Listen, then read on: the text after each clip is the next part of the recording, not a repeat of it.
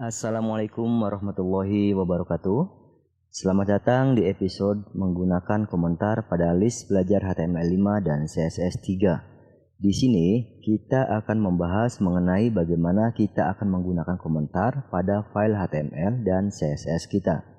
Komentar merupakan sebuah kode yang ditulis namun tidak dieksekusi. Fungsi komentar adalah agar kode program yang kita buat mudah dipahami oleh orang lain. Juga mudah kita ketika melakukan perubahan di kemudian hari. Intinya, komentar merupakan suatu catatan yang ditambahkan ke program untuk memberikan penjelasan terhadap kode yang kita buat. Setiap kali kita melihat kode kita beberapa bulan atau beberapa tahun setelahnya, kita bisa melihat penjelasan kode yang kita buat melalui komentar ini. Tentu saja, hal ini akan membantu kita mengingat jalannya kode yang kita buat dan juga membantu orang lain untuk mempelajari kode yang kita buat. Karena jika kita bekerja dalam satu tim kita akan mudah melihat dan membantu kode kita jika muncul permasalahan atau penambahan fitur.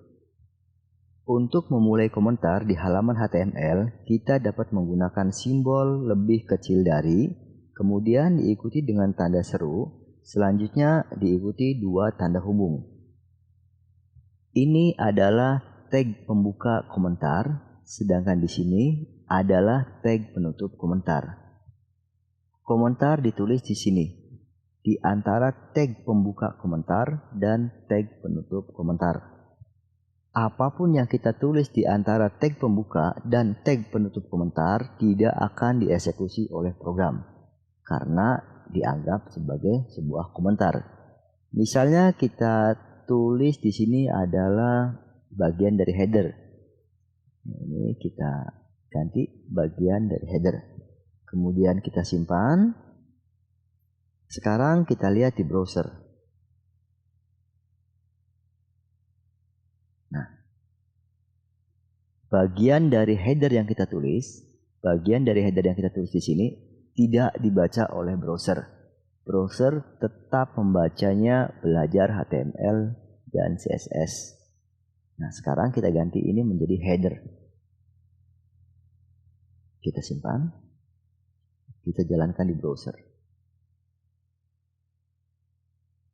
Oke, header. Bagian ini tidak dibaca oleh sistem atau diabaikan begitu saja oleh si browser. Kita akan geser ini, header ini di tengah dokumen. Kita ke file CSS kita, style.css. Di sini kita tambahkan teks, align, kemudian center. Kita simpan. Sekarang kita jalankan di browser. Refresh. Oke, header sudah berpindah. Kita ke file index.html. Kita akan tulis garis bawah di sini hr. Kemudian di sini hr juga. Kita tulis H1. Dan kita tulis footer. Save. Kita jalankan. Nah, ini ada header, di sini ada konten nantinya tulis di sini, kemudian di sini ada footer. Kita kembali ke text editor. Ada istilah komentar dengan banyak baris atau multiline comment. Di HTML5 tidak mengenal tag untuk multiline comment. Untuk komentar dengan banyak baris masih menggunakan tag yang sama. Masih menggunakan tag ini dan tag ini. Kalau seandainya komentarnya banyak barisnya, kita masih bisa menggunakan tag ini dengan menjadikan tag penutupnya itu di bawah. Nah, ini semua baris-baris yang ada di antara tag pembuka dan tag penutup komentar itu dianggap sebagai komentar. Sekarang kita jadikan semua baris di sini.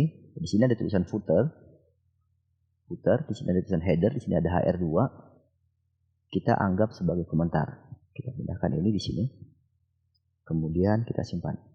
Jadi semua bagian yang ada di antara tag pembuka dan tag penutup komentar itu sekarang barangnya berubah dan sudah menjadi komentar. Kita lihat di browser.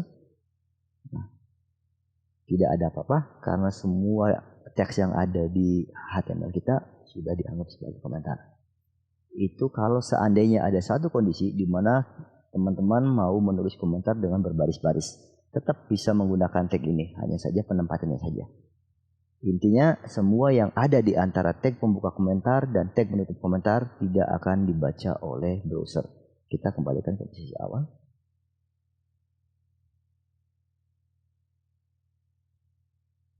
Kita bikin satu baris komentar aja. Kita simpan, kemudian coba kita jalankan di browser. Nah, ini sudah kembali ke posisi awal. Sekarang kita ke file style.css. Kita turunkan ini. Seperti halnya di HTML, di halaman CSS juga kita bisa menggunakan komentar, tetapi tagnya berbeda. Untuk di CSS, tag awal komentar itu adalah garis miring, kemudian bintang. Nah, sekarang untuk penutupnya, kebalikan dari tag pembukanya, yaitu bintang, kemudian garis miring. Nah, sekarang sudah berubah warnanya. Kalau tag penutupnya tidak kita tampilkan, maka di bawahnya akan dianggap sebagai komentar semua. Selanjutnya kita coba kembalikan. Di sini misalkan adalah untuk elemen header.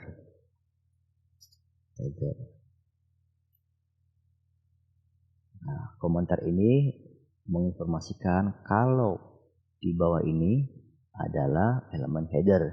Elemen inilah yang mengatur header. Warna kita atur di sini. Kemudian font size-nya 50 pixel. Kemudian marginnya 0. Kemudian perataannya center, posisi teksnya ada di tengah. Dijelaskan oleh komentar yang di atasnya, elemen header.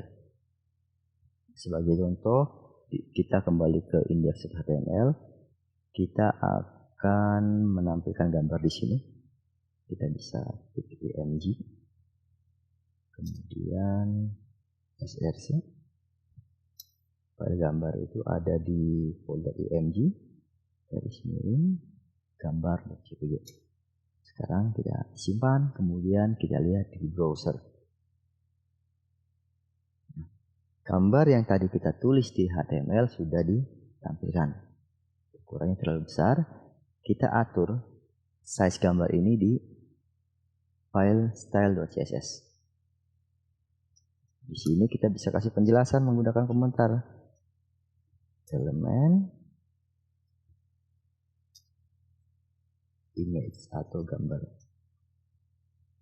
Kita tutup komentar kita, kemudian enter. Kita tulis img, kemudian kurawal dan kurakhir. Kita enter. Di antara kurawal dan kurakhir elemen CSS, kita kasih atribut. Misalkan kita akan mengatur tingginya atau tingginya dulu. Misalkan tingginya 300 pixel. 300 x. Kemudian kita mau mengatur lebarnya. Lebarnya di 300 juga. X. Sekarang kita simpan, kemudian kita coba jalankan di browser, kita refresh saja. Nah, ini gambarnya sudah berubah, ukurannya sudah berubah sesuai dengan apa yang kita atur di atribut-atribut yang ada di elemen CSS. Oke teman-teman, sampai di sini perjalanan episode kita kali ini. Selanjutnya mari kita akan lanjutkan perjalanan kita di belajar HTML5 dan CSS3 di episode berikutnya. Jika ini bermanfaat, silahkan tinggalkan like pada video ini sebagai tanda kalau teman-teman mengikuti materi ini. Jika teman-teman baru ada di channel ini, jangan lupa klik tombol subscribe dan nyalakan loncengnya untuk mendapatkan video-video terbaru dari channel Supridev. Wassalamualaikum warahmatullahi wabarakatuh.